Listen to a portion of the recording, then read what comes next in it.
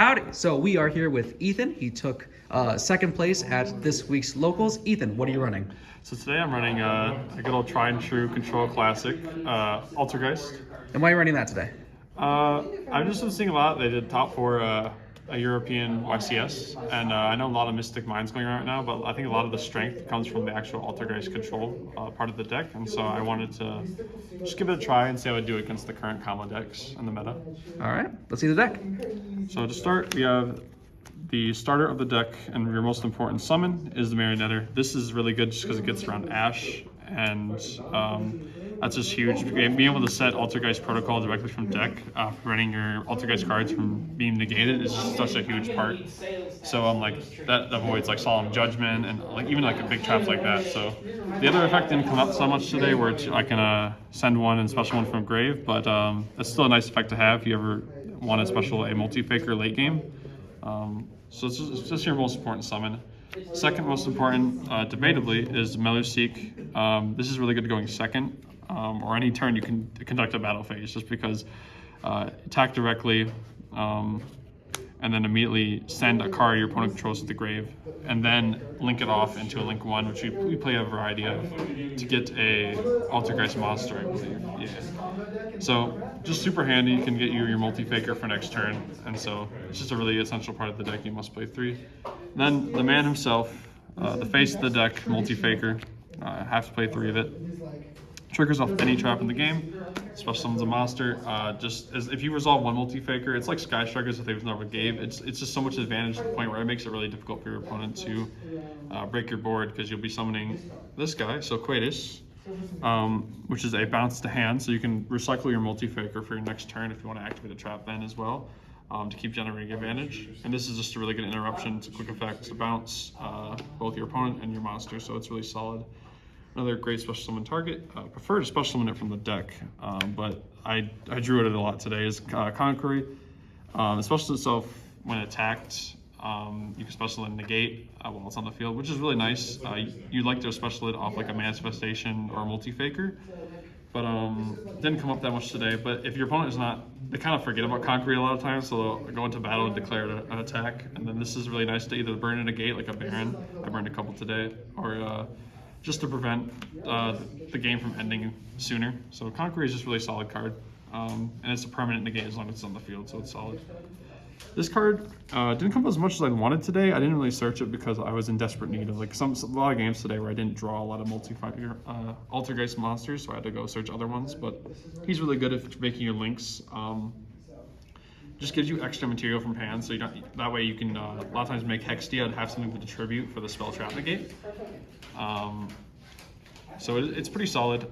Would not recommend playing it above 1, just because the deck space is kind of tight with all the traps and the monsters. So this is all the monsters you're playing for Altergeist, and then just one hand trap. Ash is pretty solid. Came in big. I don't think there'll ever be a point where you're not running Ash as your one hand trap in this deck. It's just super cool. Thankfully, I have the privilege of running Secret Village. Got a lot of people with this today, except my last round was playing Pen Magician, so it's kind of unfortunate. Just a really good card. Really hard to get around. Like a lot of people are playing about Mine recently and other things, but Secret Village in combination with other cards just makes it just as bad sometimes, or even more difficult to get around because there's more removal you have to get through. So, Dark Ruler no more. This is a card I'm a little bit conflicted on. I actually ran it in replace of some more traps just because I needed something to go to second with, because this deck is kind of like a lose the die roll, you lose the game kind of deck. So I wanted to try it out. I didn't get to resolve it that much today. I drew it like once or twice, but when I drew it was kind of unfortunate situations where the game was already to the point where I didn't need it, or there weren't any monsters to the game anyway. But I'd rather take this out for maybe duality or more traps, just because I think you're playing Geist. I've decided after this weekly, it's just better to go the full trap variant and then keep the other stuff to your side. I think it's just the best way. The pot card I did run today was Extravagance.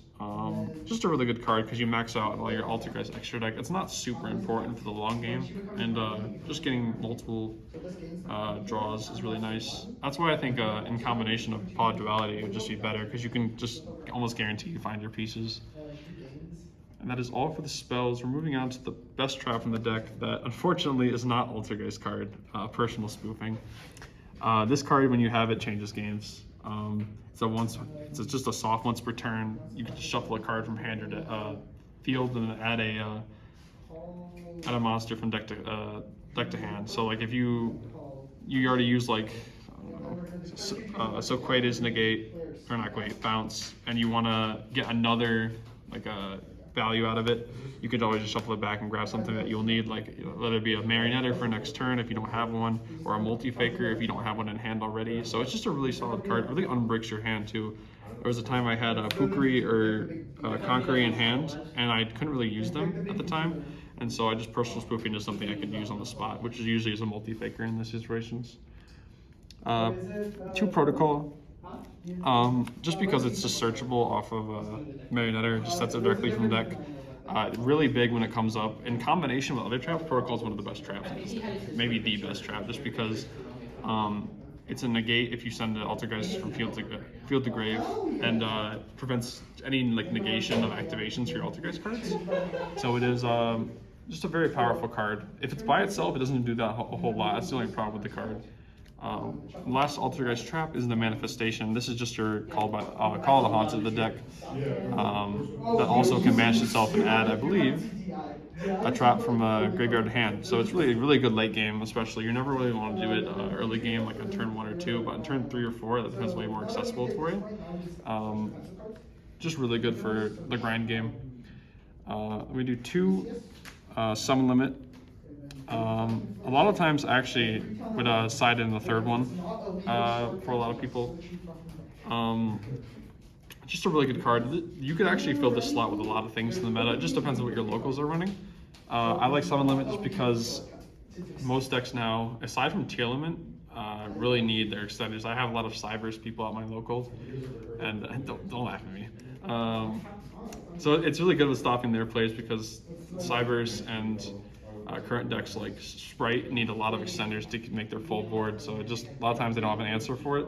And if they do, they still have to worry about like Protocol or any of the other various traps they're running about, which would be, we have the classic, have to play it, the Strikes and the Judgments. You have to play Judgment in a trap-based deck just because Red Reboot's so potent, along with like your Harpy's Feather Duster. You just need everything to guarantee that your lingering traps like Protocol and Personal Spoofing can stay on the field to ensure you have the best chances to win a game. So just for they both came out plenty today. Both made big impacts, especially with field removal. It's just really good. Then we have the main procer, I would say, of Multi-Faker, the most common at least, is Imperm. Use it on your turn, use it on their turn. Regardless, you can proc your Multi-Faker, get your advantage whenever you'd like. It came in really clutch with Column Negates today too as well. So yeah, that is the full lineup I'm running today. Like I said, maybe just a little more draw power with Duality instead of Dark Rulers, but other than that, I was really happy with how the build performed today. You want to show us your extra deck? Yeah. But yeah, if you guys wanted to So this is mostly just the Extravagance build. You can run it other ways if you're not running Extravagance, but I highly recommend you run it. We got 3 Hextia. Really good card just because even if you don't get the ability to tribute a monster and negate a spell or trap, the fact that this gets sent to grave, and if you use it for like a Link 3 or something, you get to add I believe, yeah, just an Altergeist card from deck to hand. Yeah, this is it. I thought it was just monster. No, it's just a card. I just forget every time. But like, it's such an insane card. And definitely I used it a lot today, especially just getting attack boost. A lot of this deck's troubles is like if they have like a big beat stick that they can't get over, that can be a big problem. But Hextia does a good job of getting over that. Helps the deck a lot. Prime Banshee, I didn't go into at all today actually, but still a very solid card. I don't do too. Yeah, same thing. You can just. This one is not as good where you can just do that. You can add from the graveyard to hand if it's up to the 5th grave, but the main one you're going to want to is Hextia and then Memory Gant. This makes this deck very, very aggressive. Where this thing can attack, I believe, up to twice and gain a lot of attack based off the tribute of the monster. The tribute, you choose a tribute and it gains attack based on the tribute, and then it can attack twice. So it's really strong. A lot of times you get around 4K and allows you to OTK your opponents if you're really in a hurry to finish the game. Sometimes it comes up if your opponent has no negations or anything or a way for field removal. A lot of times by turn 2, end of turn 2, you always have around 3 Altergeist monsters, so it allows you to set up into memory gain pretty easily. Then we're playing our Link ones for Meluseek. Rink with Anima. I actually had a lot of opponents not respect the Anima zone today, and that was actually huge. Someone summoned a Baron there, and I didn't actually take advantage of it, but I noted it. I was like, shoot, I already made Link Karibo, but this could have made up huge today. Definitely, it's just another way removal. As long as you continue to put removal in Altergeist deck, it's just super good. Link Karibo, pretty self-explanatory, just a solid card. Didn't go into Amraj today. All another just generic good Link one. Dark the Dark Charmer. You're all darks in the deck. Not all darks, but your main guy is multi-faker. Really solid. Helps for OTKs depending on what they're playing. A lot of tier limits running dark right now, so it's just my logic for running Dark the Dark Charmer. We got Boral Sword Dragon. It's really good OTK. Generic Link 4. Then of course Spellcasters, Selene Axis Code, just a package. Definitely comes up a lot late game. It's either going to memory gain or these. So these are like your objectives if you're going for like you want to finish them off. But other than that, we don't like do a whole lot of damage. We just play the grind game, slowly chip away at our opponents, and burn the resources to the point where a lot of times they just scoop before the game ends anyway, that's fair, because a lot of times we want to go to game 2 and 3 before the time ends. And then for side deck, we have Triple Nibiru. Did not come up once, aside from one time actually. It did come up Against me. against you, because Cyber's decks are guaranteed to summon 5 times. It's how it is. What else we got? We have double Gravedigger's Chapel. Definitely didn't come up a lot today because my last opponent was Pendulum Magicians. That was very unfortunate. No graveyard for Pen usually, unless you're using what's it called? Tuning Magician, where you can special from grave. But really solid card. I've used it a lot in every trap deck I do. I play Trap Tricks, and this just always comes up. And also, it does a lot of burn damage. 2,000 burn damage to the face. May not be a lot in game 1 and 2, but in game 3, this is actually a very solid card to help you win games. Triple Skullmeister. I was kind of confused on what to do with the side deck today, but I felt like some sort of graveyard stopping card would be required if I ran to a tier limit today. But no one was playing tier limits today, which is fine by me. Is there a reason you went with Skullmeister over something like a DD Crow? I feel like with DD Crow, there's too many things to hit in like a tier limit deck, whereas I'd rather just like a lot of times I mill like 8 at a time, and one crow is not enough for me to hit like multiple things. So I'd rather just stop than like the activation of one effect to like generate advantage. It also hits things like hit spells. Unlike Ghost Spell is my reasoning. It hits spells and traps, and doesn't get chain blocked as easily as Ghost Spell, though there's some ways it's worse, but I don't know. I'm still thinking about this slot. Crow is something I did run a couple weeks ago, and it worked out decently. But if they have like a slew of graveyard, it's really hard for Crow to keep up. 2 Rivalry. This is what I would sub usually for the summon limits. Like I said, this spot is very flexible, just depending on what your locals is running. Rivalry is a really strong card. You're all spellcasters in the deck as well, so it's just a super good card. Then we have the triple different dimensional ground.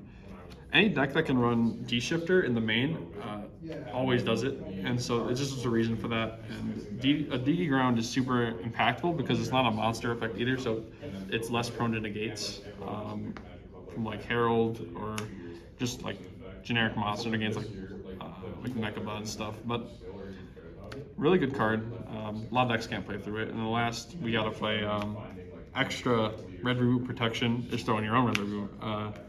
1 week from today. Yeah, 1 week from today, I won't have to worry about this card anymore. I'll probably just put something that I actually want to put in. But you gotta have it. It's like a 4th Solemn Judgment. It serves that same purpose. But that is my Altergeist deck. I think this deck is actually quite solid. A lot of people. If you are going to play the deck to its fullest potential, you have to play mine, but I just don't feel like you need it. It's like Strikers, where they're very strong without mine as well. And I'd even recommend maybe putting a Lord in the Heavenly Prisons or something to give yourself a little more protection. But other than that, if this deck goes first, most times you're winning. It's just depending on the hand you open. And yeah, I'm really happy to keep playing it. and hoping I can improve on the deck next week. Awesome. Do you have any shout outs? Shout out to Miles, the winner, because he's the one that taught me how to play Altergeist. And shout out to Evolution Games in Lansing. That's all. All right. Thank you.